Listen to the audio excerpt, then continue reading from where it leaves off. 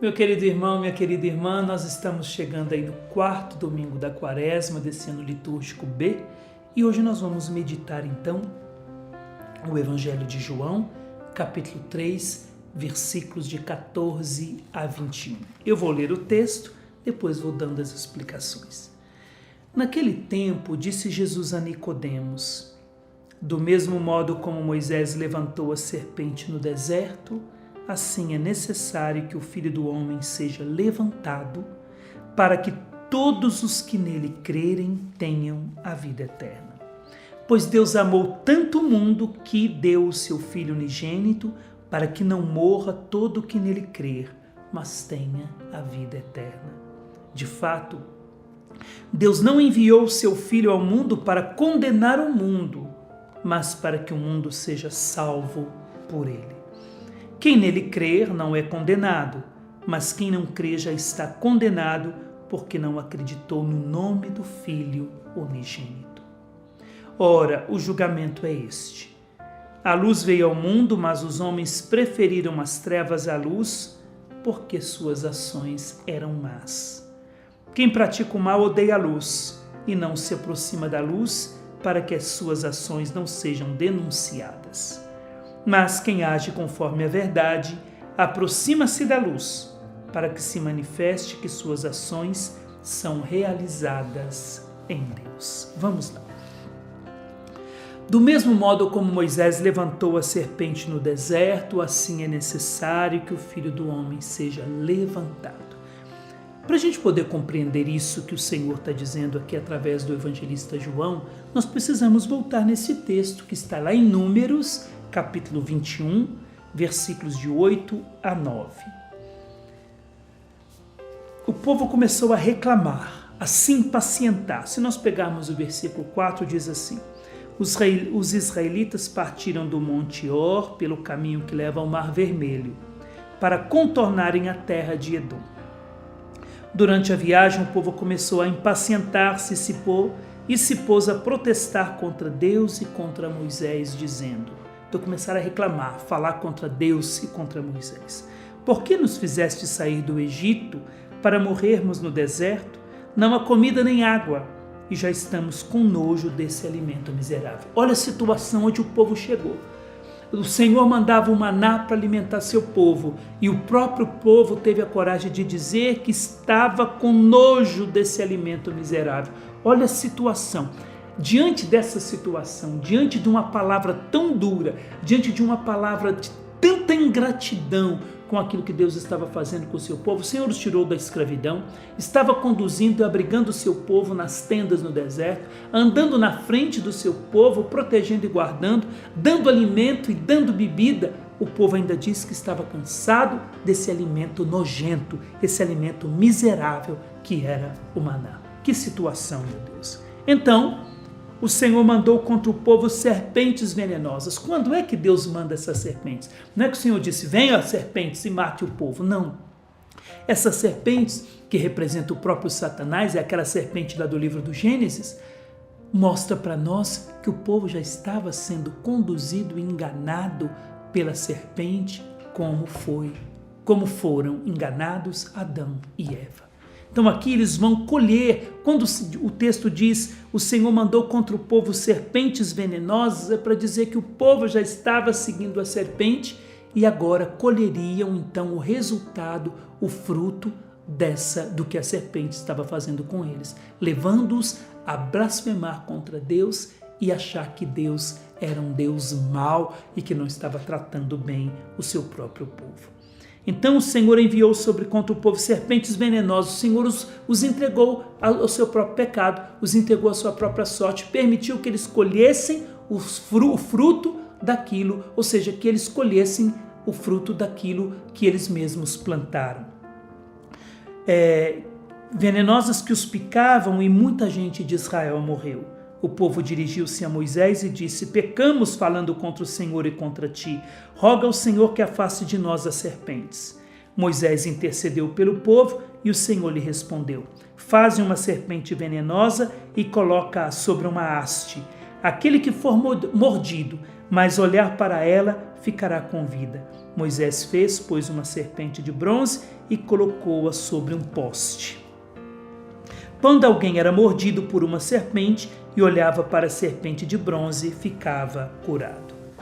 Então, ou seja, para ser curado dessas serpentes que mordiam com veneno que queimava e levava à morte o próprio povo de Deus, os filhos de Deus, essa serpente, o único remédio para o veneno dessa serpente era olhar em direção. O texto bíblico vai dizer para nós assim, olha, quando alguém era mordido por uma serpente e olhava para a serpente de bronze, ficava curado.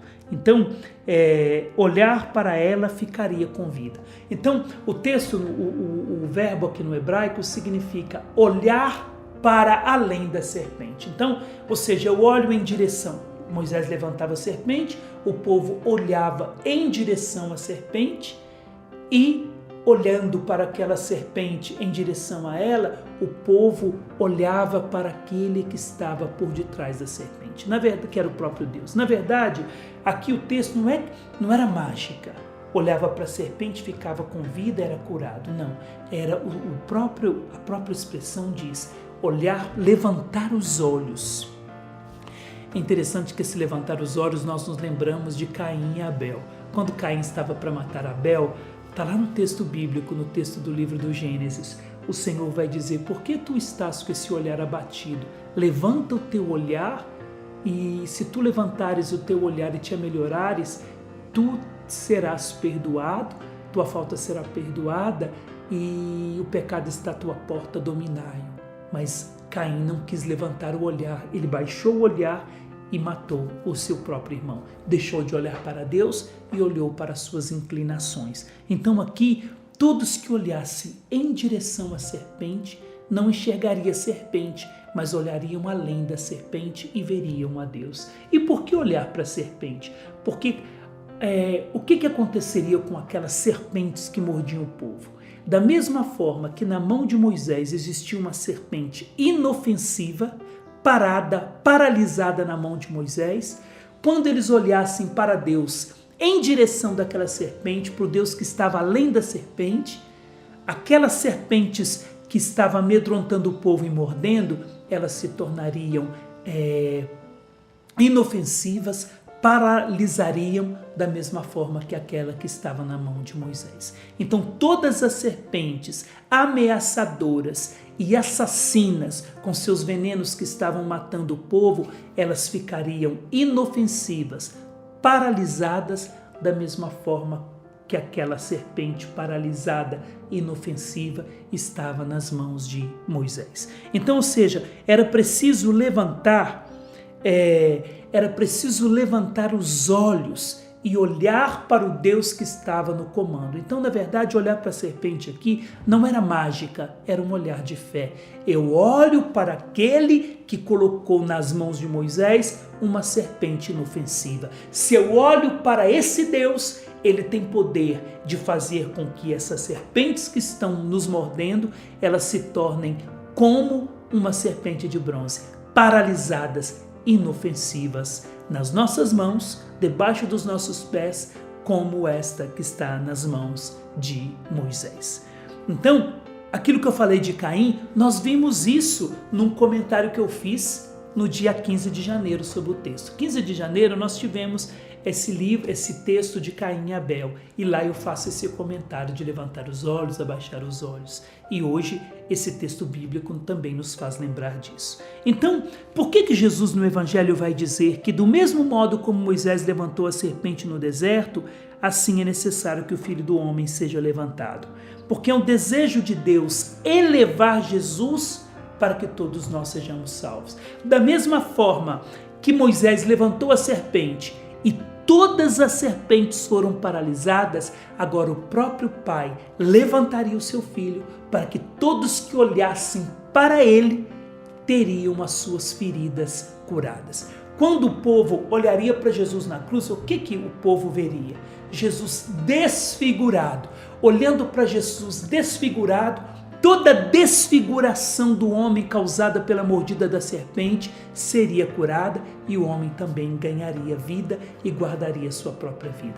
A serpente de Moisés estava paralisada, todas as serpentes paralisariam, ficariam inofensivas. O povo agora olharia para Jesus na cruz, desfigurado, e toda desfiguração que o pecado causou em nós desde Adão seria curado, e nós que estávamos desfigurados ficaríamos transfigurados. Isso nós vemos no versículo 16. Pois Deus amou tanto o mundo que deu o seu Filho unigênito, para que não morra todo o que nele crer, mas tenha vida eterna.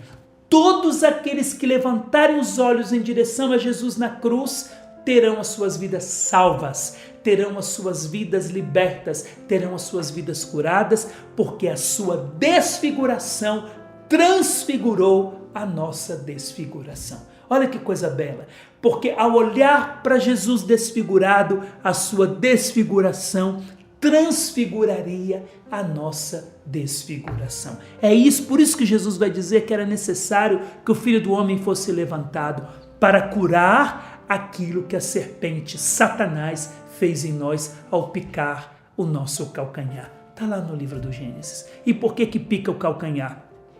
Para nos tornar lentos no caminho de Deus, para nos tornar mancos na vontade de Deus, e assim nós vamos caminhando lentamente e não de acordo com o querer de Deus. Mas ao olharmos para a cruz, aquela que picou o nosso calcanhar, a sua cabeça seria esmagada pelos próprios pés do Senhor Jesus. Olha que beleza! O próprio sangue de Jesus nos daria vitória, seria o soro que curaria em nós a dor e a morte que já estava na nossa carne, causada pelo veneno da própria serpente. O sangue de Jesus foi esse soro antiofídico que curou e nos libertou da morte que já reinava no nosso corpo por causa do pecado.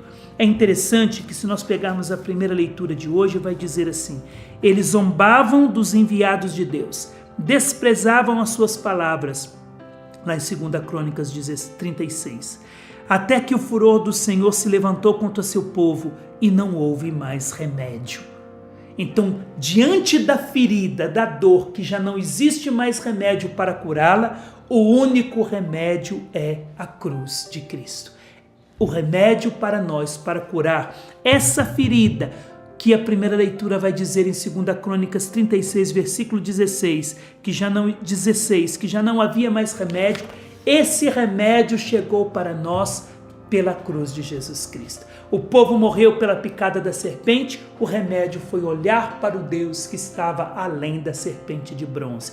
Ao olhar em direção, diz o texto no hebraico, da serpente, ou seja, a serpente era apenas um sinal para que eles pudessem levantar os olhos para o céu. E levantando os olhos para o céu, eles foram curados da picada da serpente. O remédio para curar as nossas feridas é a cruz de Cristo. É o Filho do Homem que foi elevado na cruz para que nós não fôssemos condenados, mas que nós fôssemos salvos e tivéssemos a vida eterna. Senhor, nós fomos picados pela serpente. A serpente que é Satanás, que picou os nossos primeiros pais, Adão e Eva, e trouxe a morte no nosso corpo, querendo nos devorar e nos levar para a morte eterna. Senhor, essa picada da serpente, nós já temos o remédio, o soro antiofídico que vai nos curar dessa morte. E esse remédio é o sangue do teu Filho derramado na cruz. Por isso, Senhor, atraia-nos a olhar, a levantar os nossos olhos para a cruz, para que a desfiguração do teu Filho possa transfigurar a nossa desfiguração. E assim nós possamos viver a imagem e a semelhança do teu próprio Filho. Senhor, que o sangue de Jesus hoje nos alcance, nos curando e sendo o remédio para todas as nossas afrontas contra Deus. O povo reclamou e foi ferido. Senhor, que o teu sangue possa nos curar de todo o pecado e de toda a consequência que o pecado gerou em nós. e que nesse domingo o Senhor lhe abençoe com uma bênção de cura e de libertação. Ele que é Pai, e Filho e Espírito Santo.